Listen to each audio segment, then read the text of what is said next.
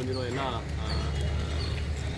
ಮಾಧ್ಯಮ ವರ್ಗದವರಿಗೆ ನಾನು ಶುಭವನ್ನು ಕೋರಿ ಈ ವರ್ಷದ ತೋಟಗಾರಿಕೆ ಫುಲಪುಷ್ಪ ಪ್ರದರ್ಶನ ಪ್ರತಿ ತುತ್ತಿಗೂ ರೈತರನ್ನು ಸ್ಮರಿಸೋಣ ಅನ್ನುವ ಒಂದು ವಾಕ್ಯದೊಂದಿಗೆ ನಾವು ಆಚರಿಸಬೇಕಾಗಿರೋದು. ಯಾಕಂದರೆ ಮಂಡ್ಯ ಜಿಲ್ಲೆಯಲ್ಲಿ ರೈತಾಪಿ ವರ್ಗದ ಕೊಡುಗೆ ಸಮಾಜಕ್ಕೆ ಅತ್ಯಂತ ಹೆಚ್ಚಾಗಿ ಇರುವುದರಿಂದ ನಾವು ಪ್ರತಿ ತುತ್ತಿಗೂ ರೈತರನ್ನು ಸ್ಮರಿಸೋಣ ಅನ್ನುವ ಒಂದು ಸ್ಲೋಗನನ್ನು ಇಟ್ಕೊಂಡಿದ್ದು. ಈ ವರ್ಷ ಫಲಪುಷ್ಪ ಪ್ರದರ್ಶನ ಮುಖ್ಯದಾಗಿ 24ನೇ ತಾರೀಕಿನಿಂದ ಹಿಡಿದು 28ನೇ ತಾರೀಕಿನವರೆಗೆ 5 ದಿನದ ಕಾಲ ನಾವು ನಡೆಸೋದು.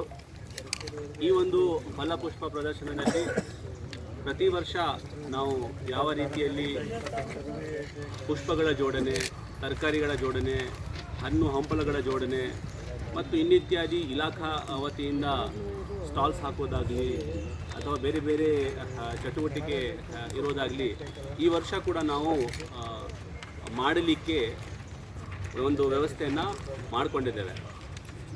ಕಳೆದ ವರ್ಷ ನಾನು ಅಂಕಿಅಂಶ ಹೇಳಬೇಕಾದ್ರೆ ನಮಗೆ ಇಲ್ಲಿ 40ರಿಂದ 45 ಸಾವಿರ ಫುಟ್ಫಾಲ್ ಆಗಿರ್ಬೋದು.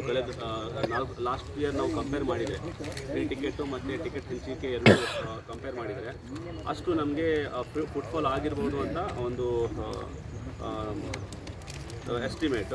ಈ ವರ್ಷ ನಾವು ಹೆಚ್ಚಿನ ಸ್ವರೂಪದಲ್ಲಿ ಸ್ವಲ್ಪ ಪ್ರಿಪ್ರೇಷನ್ಸ್ ಮಾಡ್ತಾ ಇರೋದ್ರಿಂದ 55,000ಕ್ಕಿಂತ ಹೆಚ್ಚು ಜನಸಂಖ್ಯೆ ಅಲ್ಲಿ ಫುಟ್ಫಾಲ್ ಆಗಬಹುದು ಅಂತ ಒಂದು ನಮ್ಮ ನಿರೀಕ್ಷಣೆ.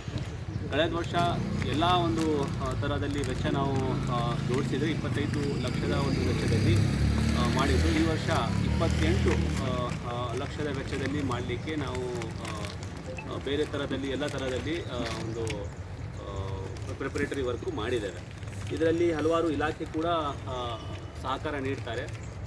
ಅದು ನಮ್ಮ ಟೆಕ್ಸ್ಟೈಲ್ ಡಿಪಾರ್ಟ್ಮೆಂಟ್ ಆಗಿರಲಿ ಅಥವಾ ನಮ್ಮ ಆರೋಗ್ಯ ಇಲಾಖೆ ಆಗಿರಲಿ ಅಥವಾ NRLM ಸ್ಕಿಲ್ಸ್ ಡಿಪಾರ್ಟ್ಮೆಂಟ್ ಆಗಿರಲಿ, ಎಲ್ಲ ಇಲಾಖೆಗಳಿಂದ ಇದಕ್ಕೆ ಸಹಕಾರ ಕೂಡ ಇರ್ತದೆ. ಈ ವರ್ಷ ಕೂಡ ಇದೆ.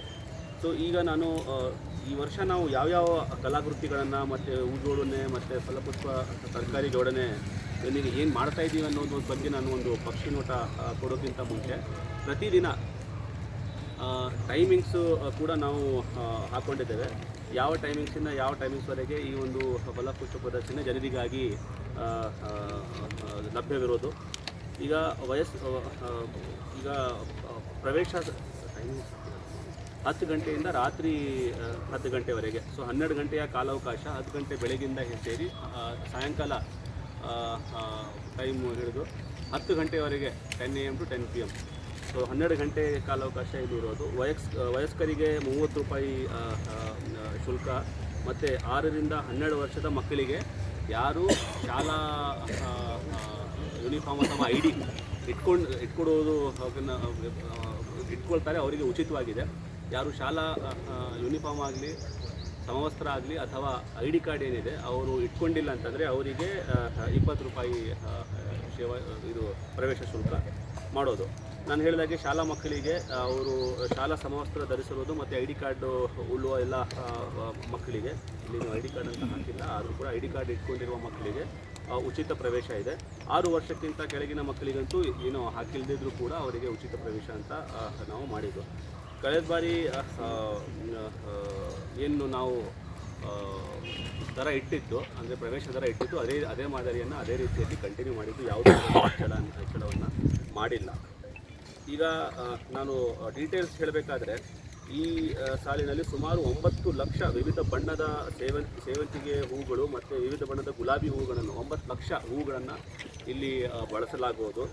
ಈಗ ಈ ಹೂಗಳನ್ನು ಬಳಸಿ ನಾವು ಪ್ರಸಿದ್ಧ ದೇವಾಲಯವಾದ ಮೇಲುಕೋಟೆಯ ಯೋಗ ನರಸಿಂಹಸ್ವಾಮಿ ದೇವಾಲಯ ಮತ್ತು ಕರ್ನಾಟಕದ ಪ್ರಸಿದ್ಧ ಪ್ರವಾಸಿ ತಾಣವಾದ ರಂಗನತಿಟ್ಟು ಮತ್ತು ರೈತ ಮನೆ, ನಮ್ಮ ಜಿಲ್ಲೆಗೆ ಸಾಂಕೇತಿಕವಾಗಿ ಒಂದು ರೈತ ಮನೆಯ ಒಂದು ಕಲಾಕೃತಿ ಮಾಡುವ ಬಗ್ಗೆ, ಮತ್ತು 7 ಬೆಟ್ಟದ ಒಡೆಯ ಮೇಲೆ ಮಹದೇಶ್ವರ ಅದೊಂದು ಕಲಾಕೃತಿ ಮಾಡೋದು, ಮತ್ತು ಹಾಗೆಯೇ 10 ವಿವಿಧ ಕಡೆಯಲ್ಲಿ ಯುವ ಜನತೆಯನ್ನು ಸೆಳೆಯಲು ಸೆಲ್ಫಿ ಪಾಯಿಂಟನ್ನು ಮಾಡಲಾಗುವುದು.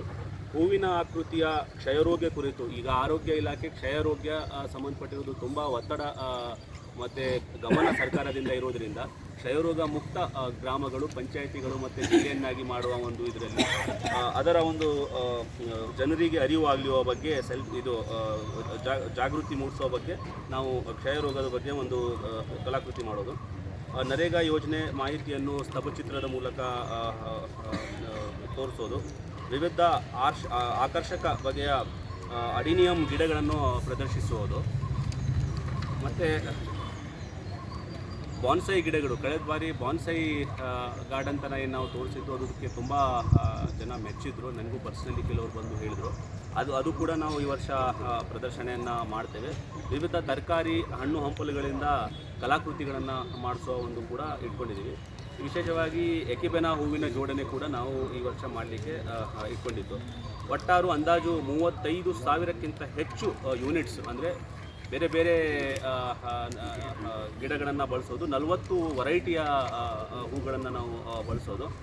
ಇದರಲ್ಲಿ ಒಟ್ಟಾರೆ 1,50,000 ವಿವಿಧ ಜಾತಿಯ ಗಿಡಗಳನ್ನು ನಾವು, ಅದು ಪೆಟೋನಿಯಾ ಆಗಿರ್ಬೋದು, ಸಾಲ್ವಿಯಾ ಆಗಿರ್ಬೋದು, ಅಂಟಿರಿಯನಿಯಮ್ ಆಗಿರ್ಬೋದು, ಸೆಲೋಶಿಯಾ ಆಗಿರ್ಬೋದು, ಮ್ಯಾರಿಗೋಲ್ಡು, ಜಿನಿಯಾ, ಸೆವೆಂತಿಗೆ ಎಲ್ಲ ಸೇರಿ 1,50,000 ಜಾತಿಯ ಗಿಡಗಳನ್ನು ನಾವು ಈ ಒಂದು ಫಲಪುಷ್ಪ ಪ್ರದರ್ಶನೆಯ ಒಂದು ಕಾರ್ಯಕ್ರಮದಲ್ಲಿ ಬಳಸೋದು. ಈಗ ಇಷ್ಟೇ ಅಲ್ಲದೆ ಕೃಷಿ ಇಲಾಖೆ, ಮೀನುಗಾರಿಕೆ ಇಲಾಖೆ, ಶಿಕ್ಷಣ ಇಲಾಖೆ, ಅರಣ್ಯ ಇಲಾಖೆ, ಪಶು ಇಲಾಖೆಯಿಂದ ಸಹಕಾರ, ಆರೋಗ್ಯ ಇಲಾಖೆಯಿಂದ, ಕೈಗಾರಿಕೆ ಇಲಾಖೆಯಿಂದ, ಗ್ರಾಮೋದ್ಯಮ ಇಲಾಖೆಯಿಂದ ಇವರಿಗೆ ಸಹಕಾರ ಕೂಡ ಈ ಫಲಪುಷ್ಪ ಪ್ರದರ್ಶನೆಯಲ್ಲಿ ಬಂದಿರುತ್ತೆ. ವಿಶೇಷವಾಗಿ ಕಳೆದ ಬಾರಿ ಆಗದೇ ಇರುವ ವಿಚಾರ ಈ ವರ್ಷ ನಾವು ಮಾಡ್ತಾ ಇರೋದು ಏನಂತಂದರೆ, ಫಲಪುಷ್ಪ ಪ್ರದರ್ಶನದಲ್ಲಿ ಬೇರೆ ಬೇರೆ ಜಿಲ್ಲೆಗಳ ಈ ಕೈಮುಗ್ಗ ಸಂಬಂಧಪಟ್ಟಿರೋದು ಮತ್ತು ನೇಕಾರರ ಸಹಕಾರ ಸಂಘ ಭಾಗವಹಿಸೋದು, ಮತ್ತು ಅದರಲ್ಲಿ ಸೀರೆ ಆಗಲಿ ಅಥವಾ ಟೆಕ್ಸ್ಟೈಲ್ ಸಂಬಂಧಪಟ್ಟಿದ್ದು, ಬಟ್ಟೆ ಸಂಬಂಧಪಟ್ಟಿರೋದು ಏನೇನು ಬೇರೆ ಬೇರೆ ನಮ್ಮ ರಾಜ್ಯದಲ್ಲಿದೆ ಮತ್ತು ನಮ್ಮ ಜಿಲ್ಲೆಗೆ ವಿಶೇಷವಾಗಿರೋ